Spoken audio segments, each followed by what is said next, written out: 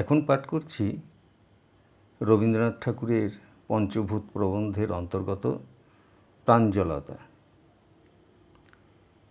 স্রোতস্বিনী কোনো এক বিখ্যাত ইংরাজ কবির উল্লেখ করিয়া বলিলেন, কে জানে তাহার রচনা আমার কাছে ভালো লাগে না। দীপ্তি আরও প্রবলতরভাবে স্রোতস্বিনীর মত সমর্থন করিলেন। সমীর কখনো পারতপক্ষে মেয়েদের কোনো কথার স্পষ্ট প্রতিবাদ করে না, তাই সে একটু হাসিয়া ইতস্তত করিয়া কহিল, কিন্তু অনেক বড় বড় সমালোচক তাহাকে খুব উচ্চ আসন দিয়া থাকেন।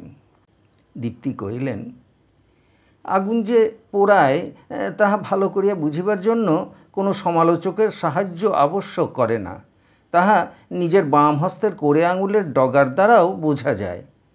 ভালো কবিতার ভালোত্ব যদি তেমনি অবহেলে না বুঝিতে পারি, তবে আমি তাহার সমালোচনা পড়া আবশ্যক বোধ করি না।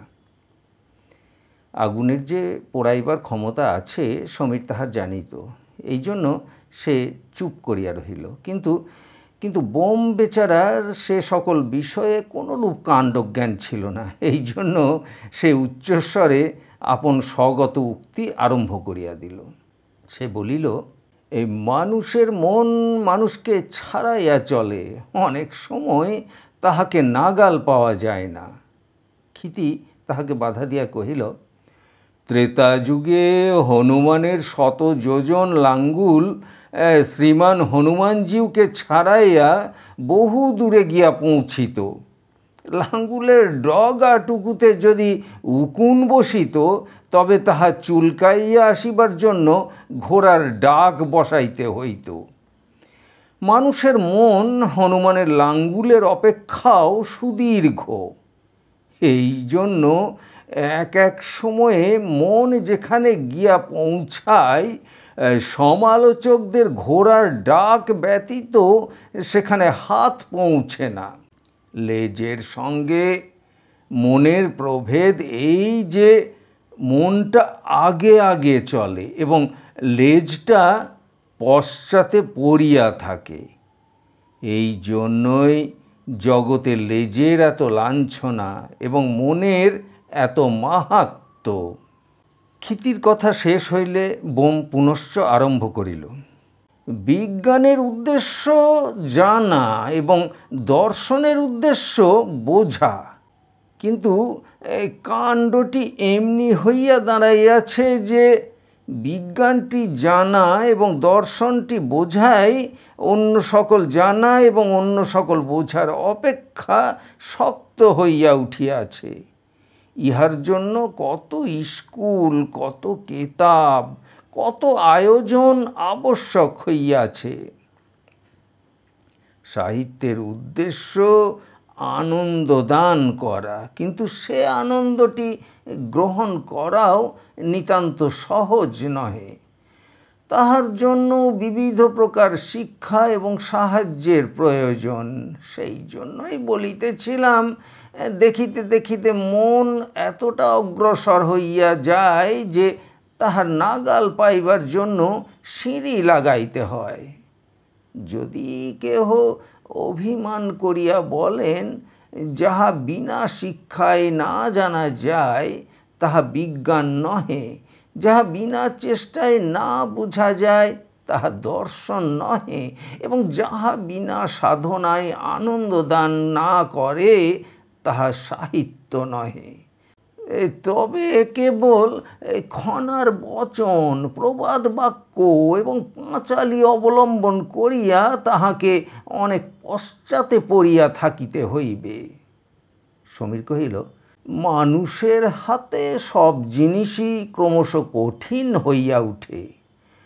অসভ্যেরা যেমন তেমন করিয়া চিৎকার করিয়াই উত্তেজনা অনুভব করে, অথচ আমাদের এমনি গ্রহ যে বিশেষ অভ্যাসসাধ্য শিক্ষাসাধ্য সঙ্গীত ব্যতীত আমাদের সুখ নাই।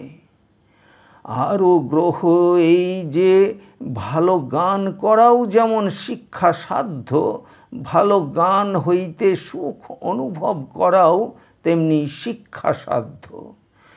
তাহার ফল হয় এই যে এক সময়ে যাহা সাধারণের ছিল ক্রমেই তাহা সাধকের হইয়া আসে।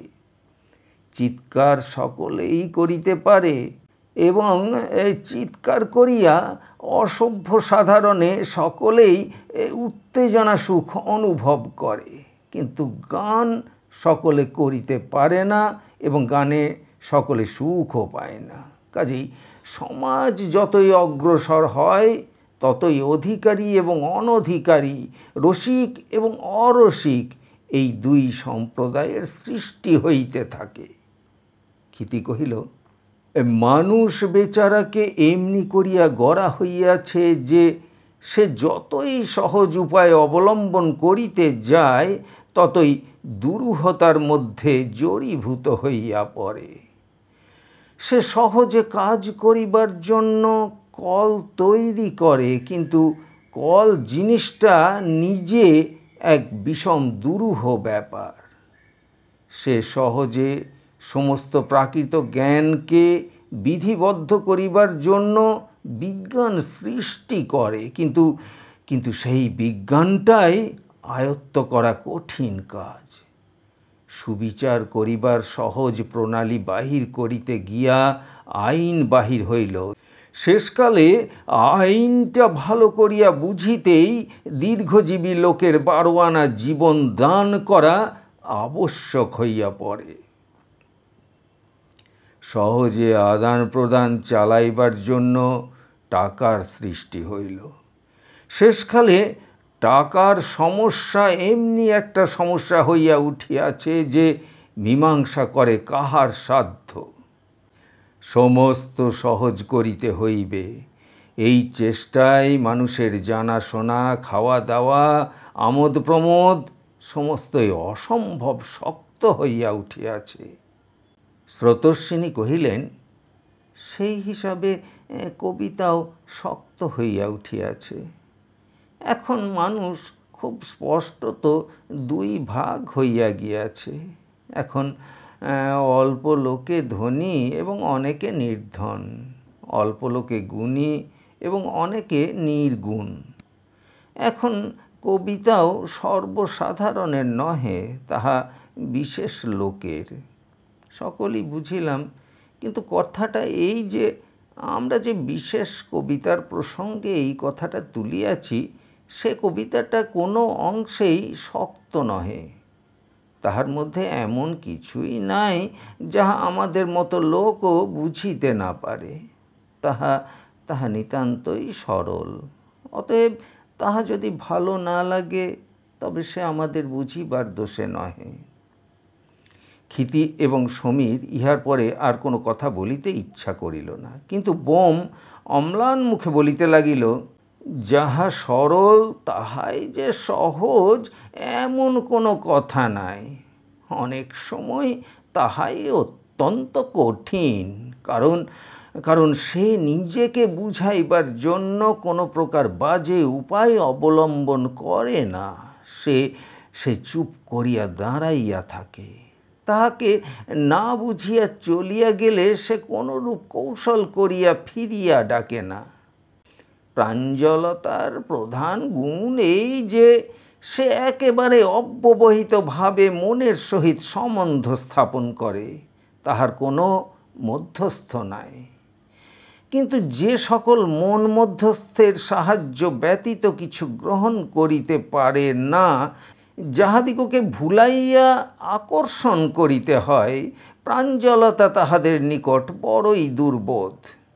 কৃষ্ণনগরের কারিগরের রচিত ভিস্তি তাহার সমস্ত রং চং মশক এবং অঙ্গভঙ্গি দ্বারা আমাদের ইন্দ্রিয় এবং অভ্যাসের সাহায্যে চট করিয়া আমাদের মনের মধ্যে প্রবেশ করিতে পারে, কিন্তু গ্রিক প্রস্তর মূর্তিতে রংচং রকম সকম নাই।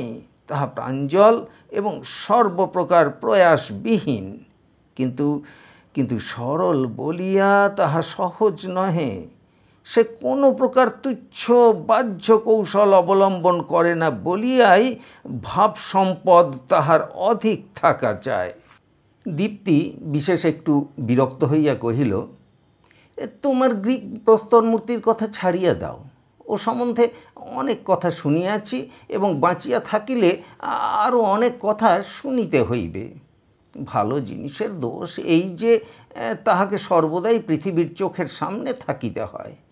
সকলেই তাহার সম্বন্ধে কথা কহে, তাহার আর পর্দা নাই, আব্রু নাই।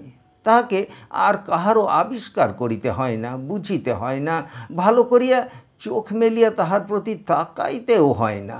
কেবল কেবল তাহার সম্বন্ধে বাঁধি গথ শুনিতে এবং বলিতে হয়।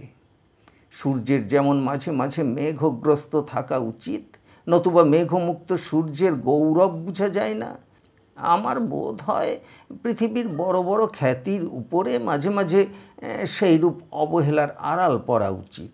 মাঝে মাঝে গ্রিক মূর্তির নিন্দা করা ফ্যাশন হওয়া ভালো, মাঝে মাঝে সর্বলোকের নিকট প্রমাণ হওয়া উচিত যে কালিদাস অপেক্ষা চাণক্য বড় কবি, নতুবা আর সহ্য হয় না। যাহা হোক, ওটা একটা অপ্রাসঙ্গিক কথা। আমার আমার বক্তব্য এই যে অনেক সময়ে ভাবের দারিদ্র্যকে, আচারের বর্বরতাকে সরলতা বলিয়া ভ্রম হয়। অনেক সময়ে প্রকাশ ক্ষমতার অভাবকে ভাবাধিক্যের পরিচয় বলিয়া কল্পনা করা হয়। সে কথাটাও মনে রাখা কর্তব্য। আমি কহিলাম, কলাবিদ্যায় সরলতা উচ্চ অঙ্গের মানসিক উন্নতির সহচর, বর্বরতা সরলতা নহে। বর্বরতার আড়ম্বর আয়োজন অত্যন্ত বেশি, সভ্যতা অপেক্ষাকৃত নিরলঙ্কার। অধিক অলঙ্কার আমাদের দৃষ্টি আকর্ষণ করে, কিন্তু কিন্তু মনকে প্রতিহত করিয়া দেয়। আমাদের বাংলা ভাষায় কি খবরের কাগজে, কি উচ্চ শ্রেণীর সাহিত্যে সরলতা এবং অপ্রমত্ততার অভাব দেখা যায়। সকলেই অধিক করিয়া, চিৎকার করিয়া এবং ভঙ্গিমা করিয়া বলিতে ভালোবাসে।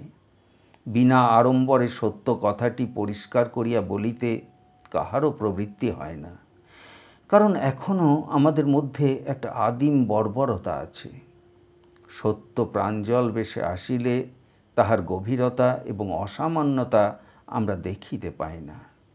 ভাবের সৌন্দর্য কৃত্রিম ভূষণে এবং সর্বপ্রকার আতিশয্যে ভারাক্রান্ত হইয়া না আসিলে আমাদের নিকট তাহার মর্যাদা নষ্ট হয়। সমীর কহিল, সংযম ভদ্রতার একটি প্রধান লক্ষণ। ভদ্রলোকেরা কোনো প্রকার গায়ে পড়া আতিশয্য দ্বারা আপন অস্তিত্ব উৎকটভাবে প্রচার করে না। বিনয় এবং সংযমের দ্বারা তাহারা আপন মর্যাদা রক্ষা করিয়া থাকে। অনেক সময় সাধারণ লোকের নিকট সংযত সুসমাহিত ভদ্রতার অপেক্ষা আড়ম্বর এবং আতিশয্যের ভঙ্গিমা অধিকতর আকর্ষণজনক হয়, কিন্তু সেটা ভদ্রতার দুর্ভাগ্য নহে, সে সাধারণের ভাগ্য দোষ। সাহিত্যে সংযম এবং আচার ব্যবহারে সংযম উন্নতির লক্ষণ।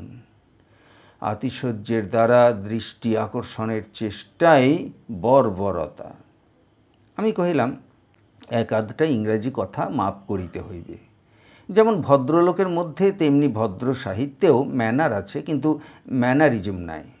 ভালো সাহিত্যের বিশেষ একটি আকৃতি প্রকৃতি আছে, সন্দেহ নাই, কিন্তু তাহার এমন একটি পরিমিত সুষমা যে আকৃতি প্রকৃতির বিশেষত্বটাই বিশেষ করিয়া চোখে পড়ে না।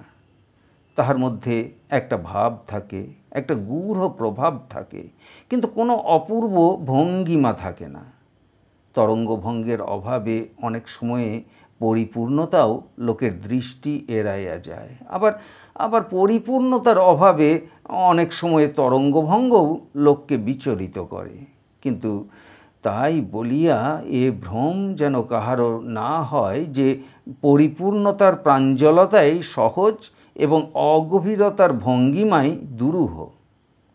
স্রোতস্বিনীর দিকে ফিরিয়া কহিলাম, উচ্চ শ্রেণীর সরল সাহিত্য বুঝা অনেক সময় এই জন্য কঠিন যে মন তাহাকে বুঝিয়া লয়, কিন্তু সে আপনাকে বুঝাইতে থাকে না।